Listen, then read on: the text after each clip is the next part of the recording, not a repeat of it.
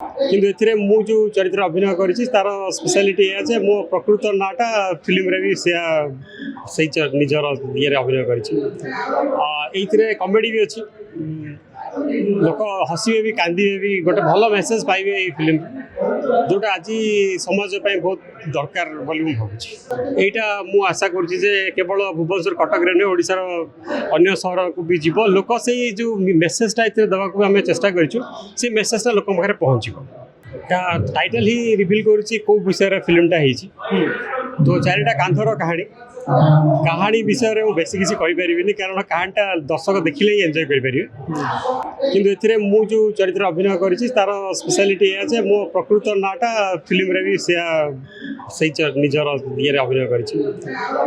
ଏଇଥିରେ କମେଡ଼ି ବି ଅଛି, ଲୋକ ହସିବେ ବି କାନ୍ଦିବେ ବି, ଗୋଟେ ଭଲ ମେସେଜ ପାଇବେ ଏଇ ଫିଲ୍ମ, ଯେଉଁଟା ଆଜି ସମାଜ ପାଇଁ ବହୁତ ଦରକାର ବୋଲି ମୁଁ ଭାବୁଛି।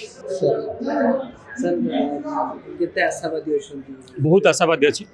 ପ୍ରଥମ କଥା ହେଉଛି, ପ୍ରଥମେ ଧନ୍ୟବାଦ ଦେବି ଅତୀଶ କୁମାର ରାଉତ ବାବୁଙ୍କୁ, ଯିଏ ଆମ ଫିଲ୍ମର ପ୍ରଡ୍ୟୁସର। କାରଣ ଏଇଟା ପ୍ରଥମ ଥର ପାଇଁ ଓଡ଼ିଶାରେ ଗୋଟେ ସର୍ଟ ଫିଲ୍ମକୁ ରିଲିଜ୍ କରିବାର ପରମ୍ପରା ସେ ଆରମ୍ଭ କରିଛନ୍ତି। ଓଡ଼ିଶାରେ ବର୍ତ୍ତମାନ ଯେଉଁ କିଛି ବହୁତ ଭଲ ଭଲ ଫିଲ୍ମ ହେଉଛି, ସେଥିରେ ଅନେକ ଯୁବ ନିର୍ଦ୍ଦେଶକ, ଯୁବ ପ୍ରଯୋଜକ, ଅଭିନେତା ସମସ୍ତେ ଯୁବ ଗୋଷ୍ଠୀରେ ଆସିଛନ୍ତି। ଆଉ ମୁଁ ଆଶା କରୁଛି ସେମାନଙ୍କୁ ଗୋଟେ ପ୍ଲାଟଫର୍ମ ନିହାତି ମିଳିବା ଦରକାର, ସୋ ଦ୍ୟାଟ୍ ଏଇ ଭଲ ଭଲ ଫିଲ୍ମ ଗୁଡ଼ା ଦେଖିବା ପାଇଁ ଲୋକଙ୍କ ପାଖରେ ଗୋଟେ ଅପରଚ୍ୟୁନିଟି ହେବ। ଏଇଟା ଋତୁପ୍ରିୟା ପ୍ରଡକ୍ସନ୍ ତଥା ଅତୀଶ ବାବୁଙ୍କ ସହିତ ମୁଁ ଏଇଟା ତୃତୀୟ କାମ କରିଛି। ପୂର୍ବରୁ ମୁଁ ତାଙ୍କ ସହିତ ଡାଲଚିନିରେ ଗୋଟେ ଛୋଟ କ୍ୟାରେକ୍ଟର ଅଭିନୟ କରିଥିଲି। ପ୍ରତିବାଦ ଗୋଟେ ସର୍ଟ ଫିଲ୍ମ ମୁଁ ତାଙ୍କ ସହିତ କରିଥିଲି।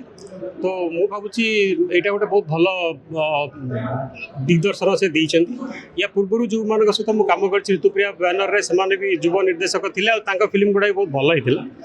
ଏଇଟା ମୁଁ ଆଶା କରୁଛି ଯେ କେବଳ ଭୁବନେଶ୍ୱର କଟକରେ ନୁହେଁ, ଓଡ଼ିଶାର ଅନ୍ୟ ସହରକୁ ବି ଯିବ। ଲୋକ ସେଇ ଯେଉଁ ମେସେଜଟା ଏଥିରେ ଦେବାକୁ ଆମେ ଚେଷ୍ଟା କରିଛୁ, ସେଇ ମେସେଜଟା ଲୋକଙ୍କ ପାଖରେ ପହଞ୍ଚିବ।